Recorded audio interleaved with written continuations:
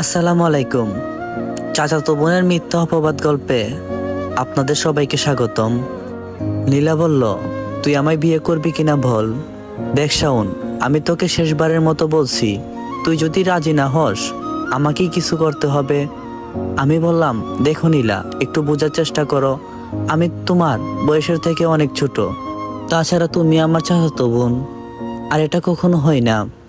দেখো, আমার গার্লফ্রেন্ড আছে, আর সবচেয়ে বড় কথা হলো কালকে তোমার বিয়ে। এখন যদি আমাদেরকে কেউ এই বদ্ধ ঘরের মধ্যে দেখে ফেলে তাহলে খারাপ হয়ে যাবে। নীলা, পাগলামি করিস না প্লিজ। নীলা সর, আমি যাব। কাল আমার চাচাতো বোন নীলার বিয়ে, তাই আজ আমার ব্যস্ততা একটু বেশি। চাচার কোনো ছেলে নেই, আর বাবা মায়ের একমাত্র ছেলে আমি, আর আমার একটা বড় বোন আছে। নীলা, আমি ছোটকাল থেকে একসাথে বড় হয়েছি। নীলা সকালে বলছিল আমার সাথে তার যেন কি কথা আছে, তাই তার রুমে যেতে আমি ব্যস্ত থাকায় যেতে পারিনি। এখন বিকাল 4টা বাজে, চাচার কাছে একটু হিসাব বুঝতে যাচ্ছিলাম, তখনই নীলা আমাকে টেনে ওর রুমে নিয়ে নিল। তারপর কি হলো তা তো আপনারা শুনছেন। আসলে ও আমাকে অনেকদিন আগ থেকেই একটা কথা বলছিল যে সে আমাকে ভালোবাসে, কিন্তু আমি তেমন পাত্তা দিইনি। নীলা দেখতে খারাপ এই কথাটা বলা যাবে না, কিন্তু একটা সমস্যা হলো ও আমার চাচাতো বোন, আর তার উপর আমার 2 বছরের সিনিয়র। যদিও আমার গার্লফ্রেন্ড আমার 4 বছরের সিনিয়র, এসব কারণেই আমি রাজি হইনি। নীলা বলল, আরে রাখ তোর গার্লফ্রেন্ড, আমি তোকে শেষবারের মতো জিজ্ঞেস করছি, তুই আমায় বিয়ে করবি কিনা। আমি বললাম, দেখ, পাগলামি করিস না। নীলা বলল, আরে পাগলামি কাকে বলে সেটা তুই এবার দেখবি। আমি তোকে শেষবারের মতো জিজ্ঞাসা করছি। আমি আর সহ্য করতে পারলাম না, জোরে একটা থাপ্পড় মেরে দিলাম নীলার গালে। নীলা গালে হাত দিয়ে বলতে লাগলো, আমি তোকে শেষবারের মতো সুযোগ দিয়েছিলাম, এবার দেখ আমি কি করি। তোকে কিভাবে নিজের করে নিতে হই সেটা আমি খুব ভালো করে জানি। এটা বলেই নীলা ওর পরনের শাড়িটা খুলতে শুরু করলো। আমি বললাম, এ কি করছিস তুই। আমি ভয় পেয়ে গেলাম, বুকের ভিতরটা ধুপ ধুপ করতে শুরু করলো। দেখ নীলা, এসব করিস না। আমার আব্বু আম্মু আমায় অনেক বিশ্বাস করে, তুই তাদের বিশ্বাসটা নষ্ট করিস না। আমার বাবার মান সম্মান সব ধুলোয় মিশে যাবে।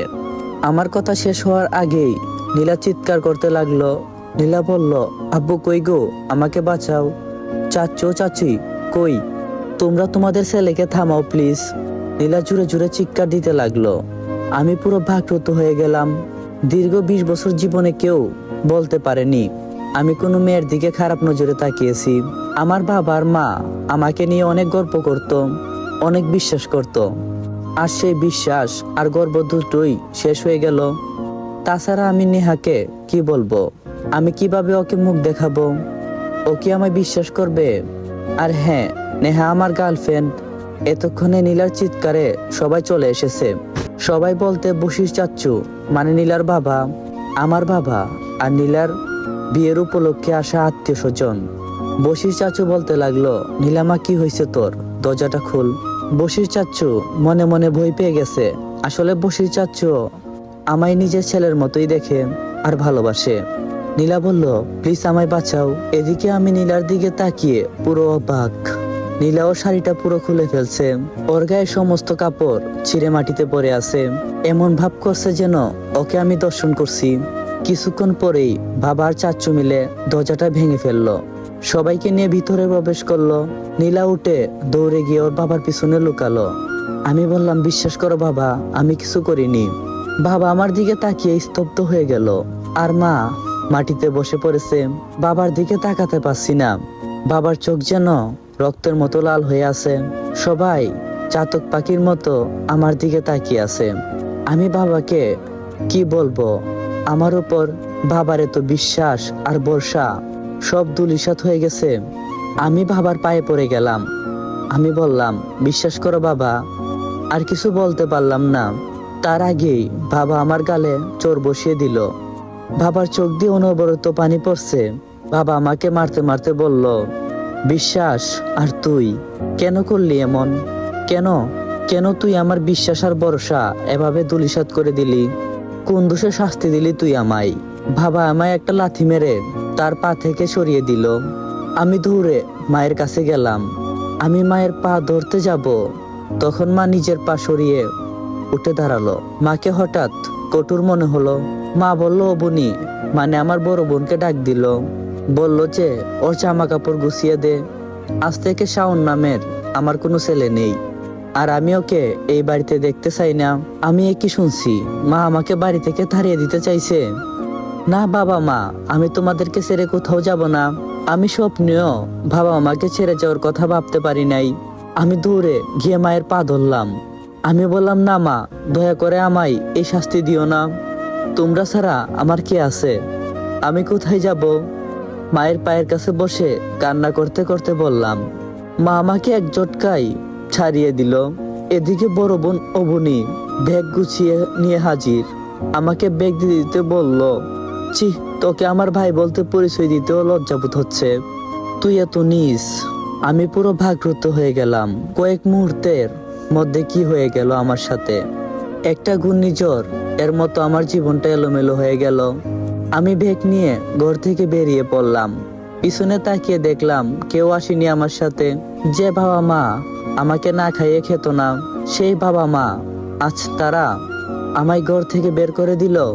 আর আমার বোন আমায় নিজের চেয়েও বেশি ভালোবাসতো, সে আজ আমাকে নিজ বলে গালি দিল। আমি আর ভাবতে পারছি না। আমি রাস্তার মধ্যে দিয়ে হেঁটে যাচ্ছিলাম অজানা উদ্দেশ্যে।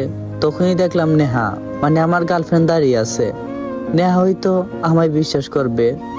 আমি নেহার দিকে এগিয়ে গেলাম। নেহার কাছে যেতেই সে আমার গালে ঠাস করে একটা থাপ্পড় বসিয়ে দিল।